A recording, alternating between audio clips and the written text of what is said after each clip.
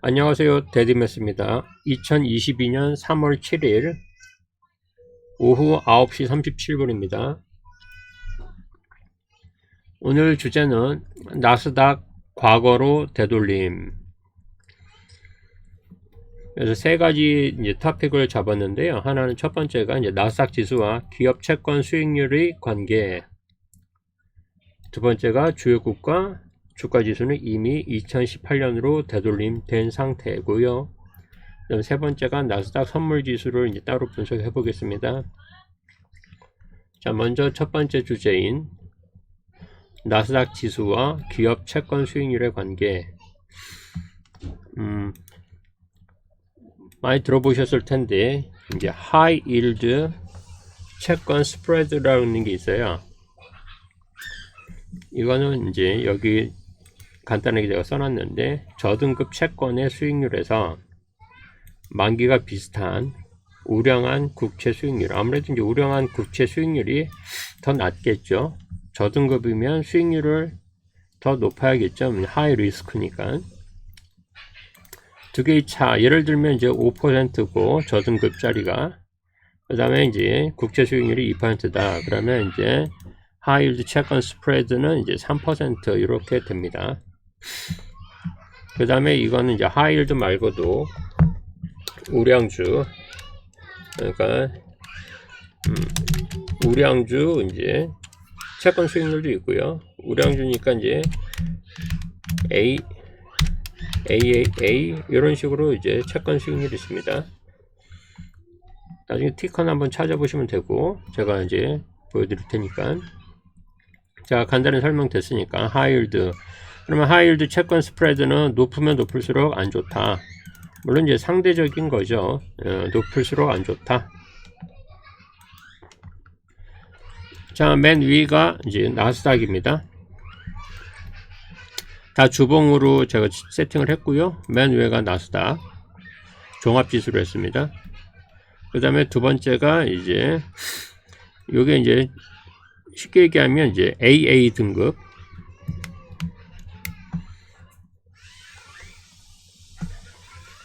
맨 위가 나스닥이고 주봉이고 그 다음에 여기는 이제 AA 주봉이고 여기는 이제 하이힐드.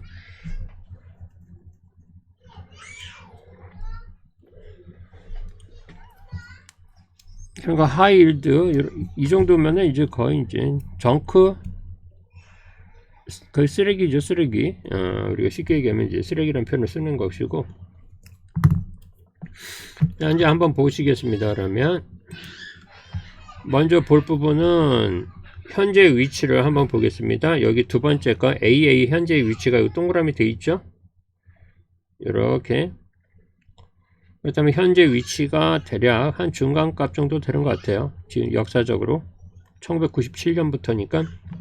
그 다음에 이제 하이힐드 보면 현재 요거 보면 요건 중간값보다 좀 아래죠, 현재. 자, 이제 읽으실 때 보면 여기가 맨 위를 먼저 보십시오. 여기가 이제 뭐냐면 나스닥 종합지수 2000 닷컴 버블이죠. 닷컴 버블 한번 올라가 보겠습니다. 닷컴 버블 맨 위를 보시고 아래 점선을 따라오시면 됩니다. 자, 닷컴 버블 때 이제 주가가 쫙 오르죠. 쫙 오르면서 이제 여기서 고점을 닷컴 버블 때 고점을 찍고 이때 이제 내려오기 시작하죠. 내려오면서 보면 지금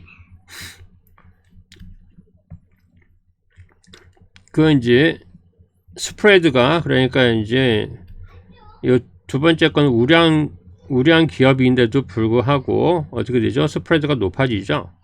즉 스프레드가 높아지면 주가가 떨어진다고 보시면 됩니다.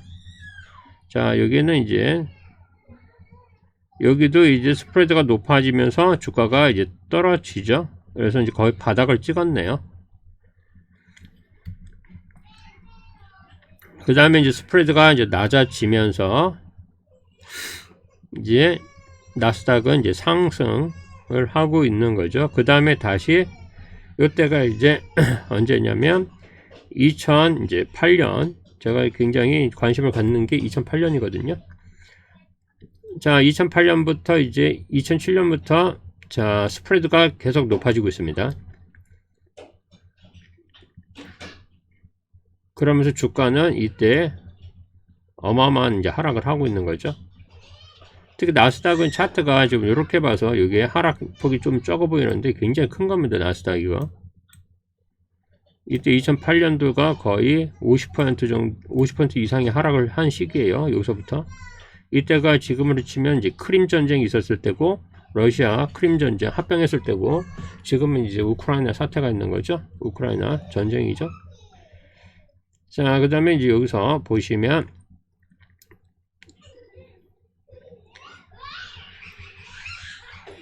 주가가 이제 나스닥이 저점을 찍게 되는 거죠.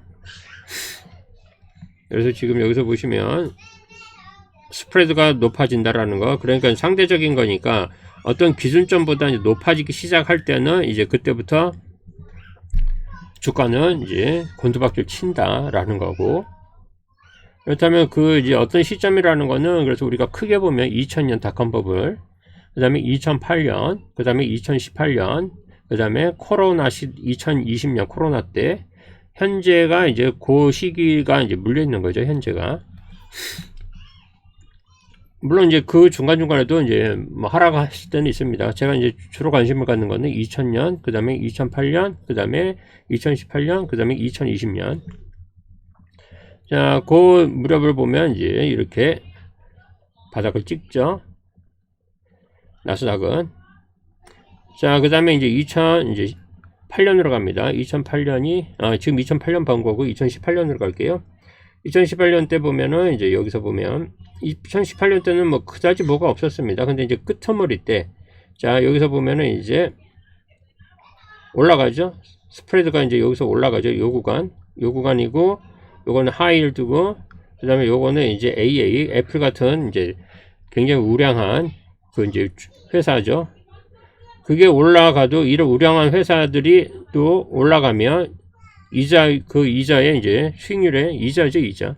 영향을 받는다라는 거예요. 그래서 뭐 빅테크는 뭐 이자가 올라도 잘 버틸 거다라는 거는 이제 중소형주보다 잘 버틴다라는 거지. 얘네가 무슨, 그죠? 얘네도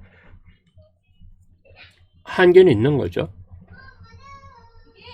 그래서 이제 나스닥은 이렇게 또 한번 이제 2018년에 이제 또 저점을 한번 또 찍고 가다가 이제 또 이제 코로나 비면 한번 맞죠? 그때 이제 여기 또 떨어지고, 그 다음에 이제 스프레드가 계속 낮아지고, 이제 낮아지다 보니까 어떻게 되죠? 이제 주가는 계속 상승하고 이제 최근까지 온 거죠. 최근에 보면 스프레드가 지금 이 저점에서 많이 올라와 있죠. 올라와 있는 상태, 얘가 올라갈 때 지금 나스닥은 같이 떨어지고 있고, 반대죠. 그래서 여기도 마찬가지고 중소형주는 이제 그 전에 많이 떨어졌죠. 그래서 이제 우리가 이제 어떤 주요 지수를 통해서 뭐 달러 지수도 마찬가지고, 달러 지수, 그 다음에 이제 또 뭐가 있을까요? 금값, 그 다음에 이제 오일, 그 다음에 지금은 이제 곡물, 뭐 여러 가지 이런 지표를 두고 우리가 이제 나스닥의 움직임을 알 수가 있다라는 거죠. 근데 하나 명심하셔야 되는 게 그런 거예요. 나스닥이 떨어지니까 얘네들이 지금 스프레드가 높아지고 그런 게 아닙니다. 나스닥이라는 거는 여러 어떤 투자 자산 중에 하나일 뿐이에요. 나스닥이 대장이 아니라는 거예요. 그게 순서가 잘못 지정되면 굉장히 이제 투자는 굉장히 잘못하고 있다고 보시면 되는 거예요. 나스닥이 별게 없어요. 나스닥 자체가. 어떤 나스닥이라는 건 여도 투자 자산이 무위험 자산이 있는 것이고, 그 다음에 위험 자산이 있는 거죠. 그 위험 자산 중에서 여러 가지들이 있는데 그 중에 하나가 나스닥인 거예요. 이 부분이. 근데 이제 이 미국 주식을 하는 분들이 이제 가끔 어떤 생각을 갖느냐면 나스닥이 뭐 대단한 지수처럼 생각하면 안 된다라는 거예요. 그러니까 나스닥 지수만 보고 투자를 하게 되고, 지금 벌써 이제 뭐 저점이니 뭐 바닥 신호니 엉뚱한 소리가 나온단 말이에요. 왜냐면 나스닥 지수 갖고 그 신호를 잡아낼 수가 없다라는 거. 왜냐면 나스닥은 그냥 여러 가지 어떤 투자 자산 중에 하나일 뿐인 거예요. 그러니까 하이 개념인 거야. 하이 개념 갖고 지금 윗단에서 굉장히 큰 어떤 지금 움직임이 있는데 밑단 갖고 윗단을 우리가 예단해서는 안 된다라는 거죠. 뭐 나스닥이나 러셀이나 뭐 같은 위험 자산인 거죠. 그 부분이. 그냥 뭐 나스닥은 러셀보다는 좀 낫다. 좀 안정적이다. 뭐 이 정도의 개념인 거지. 이게 무슨 대단히 나스닥이 어떻게 되면 어떤 지금 뭐 주요 경제 지표들이 어떻게 움직이고 이런 개념이 아니란 소리예요.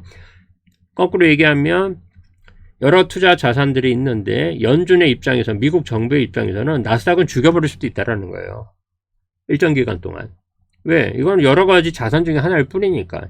얘가 망한다 해도 어떤 안전자산인 채권 시장은 살아날 수가 있잖아요. 그렇다면 크게 보면 제로섬 게임이 될 수도 있다라는 거예요. 이 부분이. 그러니까 국가 입장에서는 뭐 별 큰 변화가 없는 거예요. 돈이 이제 채권 시장에서 예를 들면 어떤 위험 자산, 예를 들면 이제 주식이죠. 뭐 다우라든지 아니면 나스닥으로 들어갔어요. 그러면 채권은 약한 거죠.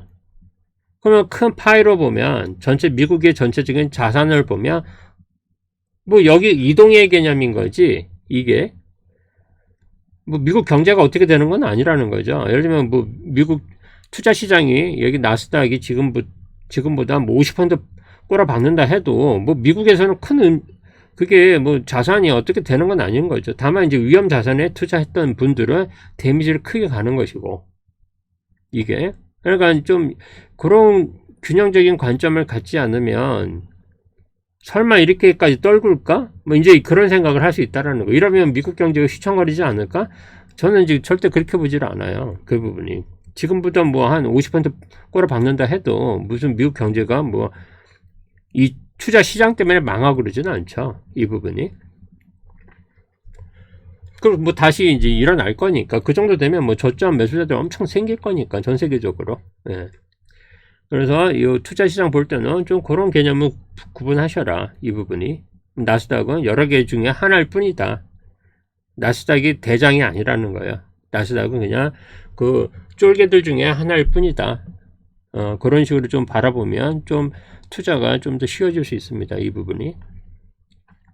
그러면 우리 상위 개념들을, 그죠? 어떤 징후들, 시장에서 이제 나스닥이 이제 꽂을 수 있는 그 징후들을 우리가 찾아야 되는 거죠. 나스닥만 쳐다본다고 찾아지는 건 아니죠. 예를 들면 애플 분석하고, 예를 들면 지금 시점에서 애플 분석하고 테슬라 분석하고 이게 아무 의미가 없다라는 거예요. 이 자체가. 나스닥이 계속 떨어지면 걔네들은 어차피 같이 떨어질 애들이니까 그거는 나스닥의 또 하이, 이제 약간 뭐라면 이제 하이 개념이잖아요. 그래서 우리가 투자 시장을 볼 때는 하이 개념 갖고 상위 개념으로 이렇게 가는 게 아니라 상위 개념들을 우리가 거꾸로 여러 가지들을 이제 추적해 나가야죠. 그러면서 이제 나스닥은 야 어떤 영향을 받겠구나. 그러면 야 이거 하방을 얼마 정도 더 열어놔야겠구나. 이제 이런 식으로 좀 바라보면 좀 편한 투자가 되고 안전한 투자가 될 수 있을 거라 좀 보입니다. 그리고 첫 번째 지금 본 거는 뭐냐면 나스닥 지수와 기업 채권 수익률과의 관계를 본 것이고, 그래서 일단 현재 그렇다면 이 스프레드인데 이 차이가 지금 얘가 이제 당연히 올라오겠죠.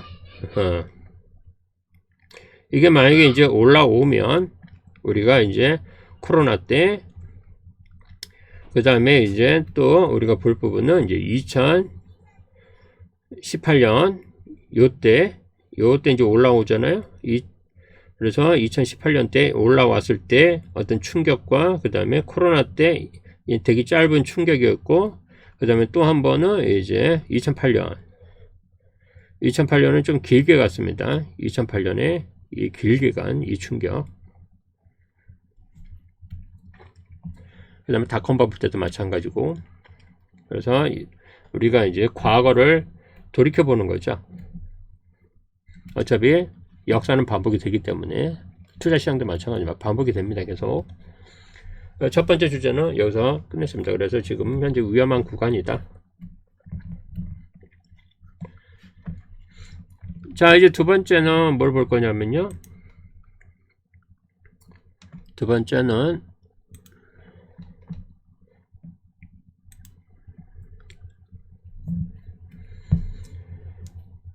주요 국가 이제 국가의 그 주가 지수는 이미 2018년으로 되돌려졌다라는 걸 갖고 한번 보겠습니다.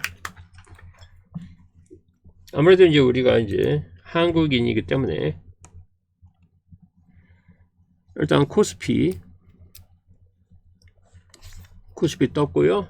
그 다음에 코스닥도 하나 넣어놨고, 그 다음에 닥스는 이제 독일입니다. 그 다음에 Nikkei 일본. 그래서 주요 국가를 한번 보겠습니다. 자, 그 다음에 여기서 색칠한 게 있습니다. 이제 줄을 하나씩 걷는데 뭐냐면 노란색은 2018년이에요. 그 다음에 이제 이 녹색은 2020년. 그 다음에 여기 빨간색은 2008년.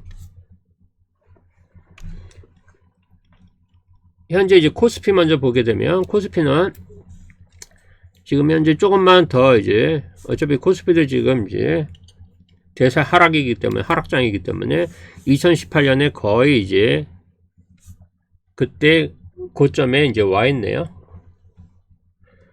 일단 코스피는 2018년은 이제 여기까지는 충분히 깨고 내려올 것 같고, 그 다음에 이제 코스닥은 2018년을 이제 깨고 내려왔고요. 네.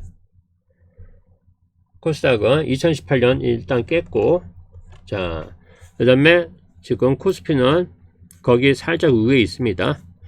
그 다음에 또 하나 이제 독일 같은 케이스, 독일은 이제 2018년은 이제 깼습니다. 그 다음에 니케이는 아직은 이제 2018년 위에 있네요. 상대적으로 지금 일단 일본의 주가 지수가 가장 좋아 보이고요. 자, 그 다음에 이제 여기 녹색 2020년은 이제 우리나라는 굉장히 낮았어요, 이게. 그러니까 독일 같은 케이스나 일본 같은 케이스는 거의 2018년하고 2020년이 거의 이제 고점이 같았거든요. 비슷했는데 우리나라만 낮네요. 코스닥은 더 낮고. 그래서 지금 아직 이제 2020년 거는 우리나라 같은 케이스는 아직 이제 깨려면 더 이제 하방이 열려 있고, 코스피는 그 다음에 지금 코스닥 같은 케이스는 2020년을 아직은 이제 하방이 더 많이 열려 있고, 그 다음에 지금 일본 같은 케이스는 2018년하고 2020년이 거의 이제 같은 비슷한 이제 위치에 있기 때문에 얘는 이걸 깨고 내려오면 이제 동시에 깨고 내려오겠죠. 둘 다 이제 깨게 되는 거고, 독일은 일단 2020년도 깨고 내려왔습니다.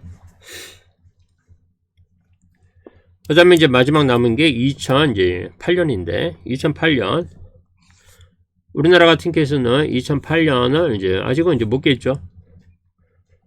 그 다음에 이제 거꾸로 코스닥은 이제 독특하게 2008년이 엄청나게 이때 이제 거품이, 코스닥은 이때 이제 버블이 어마어마했어요. 보니까. 2008년도에. 2008년도 제가 볼 때는 얘는 깨로 내려올 것 같고요. 코스닥은 대략 이제 828인데 이 정도는 뭐 무난히 깨고 내려올 것 같고, 이제 다른 독일하고 이제 일본 같은 경우는 아직은 이제 하방은 좀 많이 있다라고 보입니다. 자, 일단 결론은 뭐냐? 일단 그렇다면 지금 2018년으로 되돌림 된 국가들은 일단 코스닥 되돌림 됐고요. 그 다음에 독일, 그 다음에 일본은 아직은 여유가 있고, 이제 코스피도 좀 여유가 있다. 그 다음에 이제 2020년 코로나빔 깨지기 전에 이제 직전이죠. 이거는 이제 깬 나라가 독일, 아직 일본은 아직 못 깼고요. 그 다음에 2008년 아직은 이제 요거에 가장 근접하게 지금 접근하고 있는 게 이제 코스닥. 코스닥이 이제 근접하고 있습니다. 그렇다면 대략 지금 종합적으로 보게 되면 일단 제가 볼 때는 2018년 그 다음에 2020년까지는 다 깨고 내려오지 않을까. 특히 이제 코스닥은 이제 여기 2008년 거꾸로 얘가 이제 이때 버블이 상당히 꺾였기 때문에 2018년을 먼저 깨고 내려올 가능성이 있고, 여기는 이제 좀 더 지켜봐야겠죠, 이 부분은. 근데 뭐 2020년도 뭐 무난하게 좀 깨지 않을까라는 생각은 들긴 합니다, 이 부분까지는. 그리고 이제 독일 같은 케이스는 이미 다 깼다. 그러면 이제 남는 게 얘는 2008년에 그 고점인데, 고점까지 내려올지는 좀 더 봐야겠죠. 하방은 좀 많이 열려 있으니까. 그 다음에 일본 같은 케이스는 2018년, 2020년 일단 여기 고점은 다 깨로 내려올 것 같고, 그렇다면 이제 2020년을 이제 깰까 하는 건 하방이 좀 열려 있죠. 그래서 지금 대략 보면 이제 각국 주가 지수는 일단 과거로 꽤 되돌려지고 있다라는 겁니다. 과거로 되돌려지고 있다라는 의미는 뭐냐면 현재 가격이 꽤나 비싸다라고 이제 생각이 되는 거죠. 그러니까 이제 과거 가격으로 이제 회귀를 하는 거죠. 되돌려지는 거죠. 그 다음에 이제 볼 부분은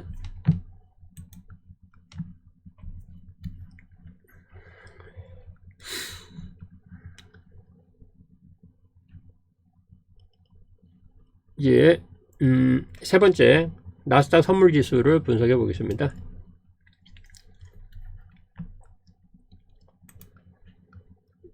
자, 이제 월봉으로 보겠습니다. 월봉으로는 이제 제가 말씀드린 것처럼 여기 있는 21일선 주황색 선을 이제 이게 월봉이고, 주봉 그 다음에 일봉 이제 1시간봉 이렇게 켜놨습니다. 일단은 월봉에서는 주황색 선, 이제 여기는 당연히 이평선이기 때문에 지지선이죠. 여기는 당연히 이런 데서 잡아봐야죠. 여기서 이제 이평선 찍고 이제 살짝 반등하고 있습니다.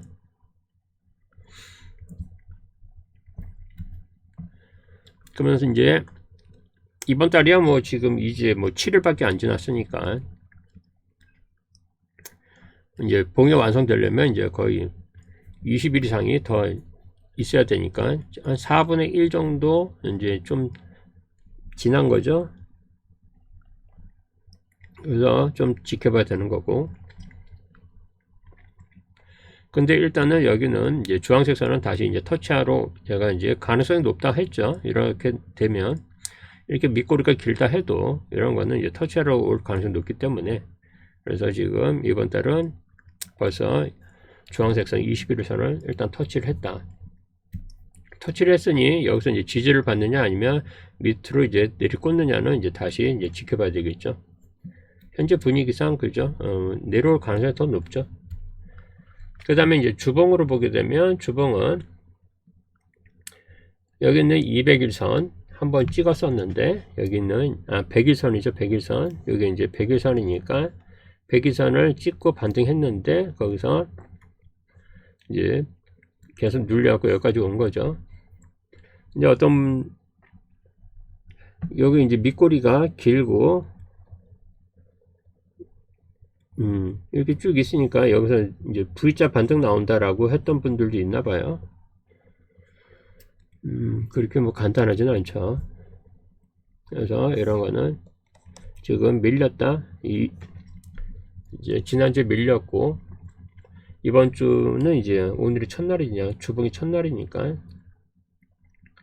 음봉으로 지금 시작하고 있고요.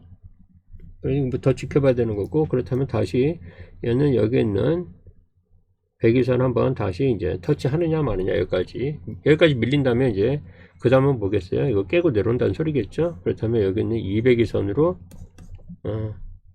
확인하러 내려올 가능성이 꽤 있죠. 그 다음에 이제 여기 있는 일봉으로 보게 되면, 이제 일봉도 좀 상당히 이제 좋은 모습은 아니죠. 일봉도. 제가 이제 말씀드렸던 이 부분이 깨지면 좀 위험한 신호다라고 얘기했는데 이 부분을 일단 깨고 내려왔습니다. 그렇다면 빨리 이제 이거를 밑골이라도 하고 몸통을 이제 일단 들어 올려줘야겠죠. 일봉으로. 왜냐면 여기서 강하게 지지를 해줬던 구간이기 때문에 이 자리가 깨지는 건 굉장히 안 좋다고 보이고요. 제가 볼 때는. 그러면 이제 당연히 이 자리가 깨지게 되면 요거는 가볍게 확인하러 가겠죠. 확인한 여기까지 온다 하면 이 부분은 유지되기가 좀 여기서 강하게 뭔가 물량을 받아내기가 좀 쉬워 보이지는 않습니다. 이런 거는 너무 이제 끝자락에 몰렸기 때문에. 그 다음에 이제 1시간봉으로는 이제 여기 있는 21일 선을 계속 여기서 내려오면서 뭔가 돌파 하려고 하지만 좀 계속 멀어지다가 여기서 이제 이런 식으로 이제 매도세를 좀 죽이는 과정이고, 횡보하면서 매도세를 좀 죽이는 과정에서 이제 여기서 반등은 나왔죠. 반등은 나왔는데 이 반등이 여기 있는 주황색 선을 위에서 이런 식으로 놀아주는 반등이 될지, 아니면 여기서 이 주황색 21일선 아래로 또 밀릴지 지켜봐야 되는 거죠. 이 부분은.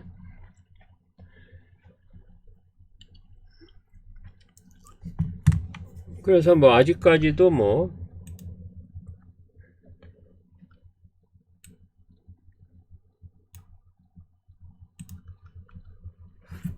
여전히 이제 대하락장의 모습을 띠고 있는 거고요.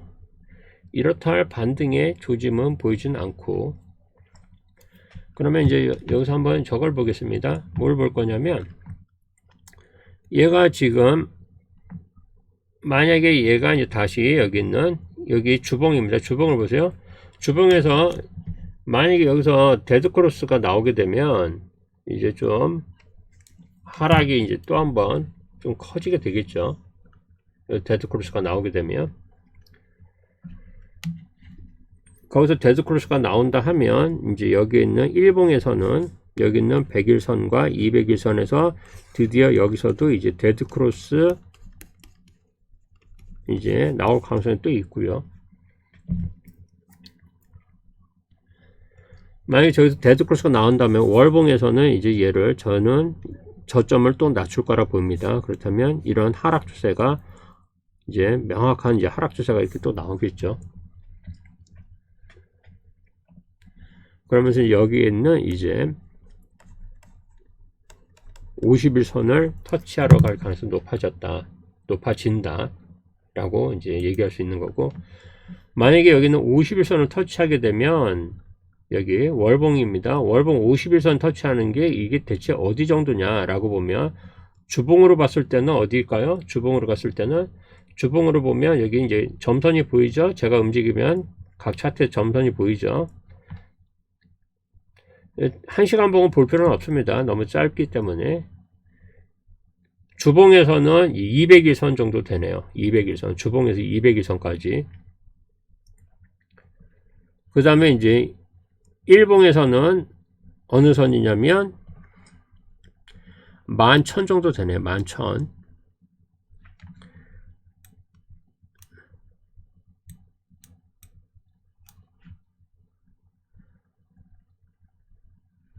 월봉에서 이제 여기 있는 50일선을 건들면 11,000. 그래도 아직까지는 이제 코로나 때보다는 이제 상단에 위치하고 있는 겁니다. 만약 요거 일봉으로 보겠습니다. 코로나 때 여기 상단을 가게 되면 그게 어디 정도냐면 이제 월봉에서는 50일선과 이제 100일선 거의 다 중간이네요. 그렇다면 이제 월봉에서 만약에 코로나 시대 정도로 간다라고 하면 여기 있는 녹색선 100일선까지는 저는 지금 보고 있는 거는 여기 100일선까지는 올 수 있지 않을까라는 생각은 듭니다. 100일선까지는. 뭐 개인적인 생각이니까. 그렇다면 코로나 때 이제 한 코로나 시대로 이제 가게 되는 거죠.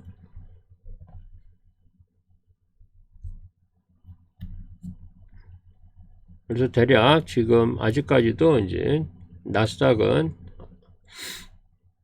이렇다 할 반등을 못 주고 있다라는 거죠. 그렇다면 이제 이거를 이제 역전시키기 위해서는 반등이 꽤 나와야 된다는 소리죠. 근데 이제 지금 보면 월봉으로 한번 보겠습니다. 월봉으로. 자, 요때가 이제 2018년 그때입니다. 요때 나온 여기 매도 물량. 그 다음에 요때가 이제 코로나. 요때 매도 물량. 이때 뭐 짧게 끝났으니까. 그 다음에 또 한번 여기서 중간에 한번 나왔던 매도 물량이 있는데, 현재 매도 물량하고 비교를 하게 되면 제가 볼 때는 그다지 매도 물량이 많이 나왔다 보지는 않습니다. 지금 아직까지도. 그러면 이번 달에 이제 얼마큼 나와주느냐가 중요한데, 이번 달에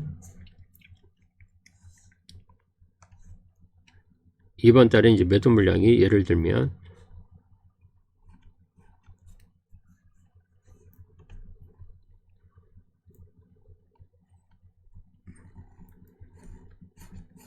이런 식으로 한번 정말 긴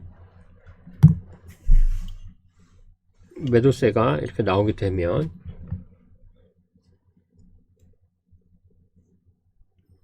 상승에 더 유리하다고 보이고요. 저는. 왜냐면 이제 이 투자시장에서 매도가 많이 안 나온다라는 거는 지금 여기서 대략 어느 시점, 여기 뭐 이쪽이나 어느 쪽에서 이제 물량 잡은 여기 한 이쯤에서 될 수도 있고요. 여기서 이제 매수자들의 어떤 보유 물량이 있는데 이거를 다 토해내야 된단 말이죠.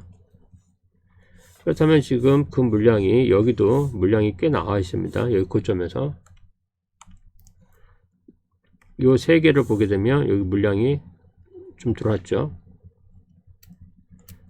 그 다음에 요거 3개 정도 보면 여기도 물량이 있고, 그 다음에 또 여기서부터 여기까지 상승했을 때 여기도 이만큼의 물량이 있습니다. 그러면 지금 매도세가 요거밖에 안 나왔는데 저는 여기 있는 물량들을 상당히 토해내야 된다고 봐요. 그래야지 얘가 올라도 오르지.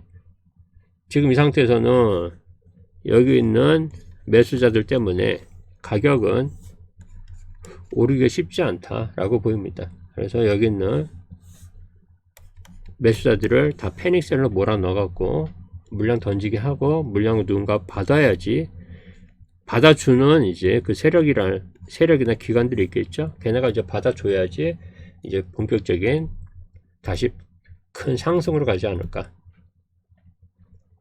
라고 보입니다. 그래서 지금은 물량이 그다지 나오질 않았다. 상승으로 데려가기에는 물량이 많이 나오질 않았다 보이는 거고요. 제가 개인적인 관점이니까. 자, 여기까지 지금 이제 세 가지에 대해서 이제 얘기를 했고요. 그래서 나스닥이 과거로 과연 몇 년 전까지 이제 회귀할지, 되돌림이 당할지 이제 그걸 한번 지켜보시면 될 겁니다. 그 부분이. 그렇다고 해서 뭐 지금 이런 상황에서 뭐 손 놓고 놀기도 좀 애매하니까 중간중간에 반등은 나오면 반등을 먹고, 다만 이제 너무 오버나잇 같은 거 하지 마시고 당일 매매 하시면 될 것 같아요. 제가 볼 때는. 너무 욕심내지 마시고 뭐 3%에서 뭐 5% 그 정도만 해도 훌륭하니까 뭐 20% 너무 가려고 애쓰지 마시고요. 그 부분이.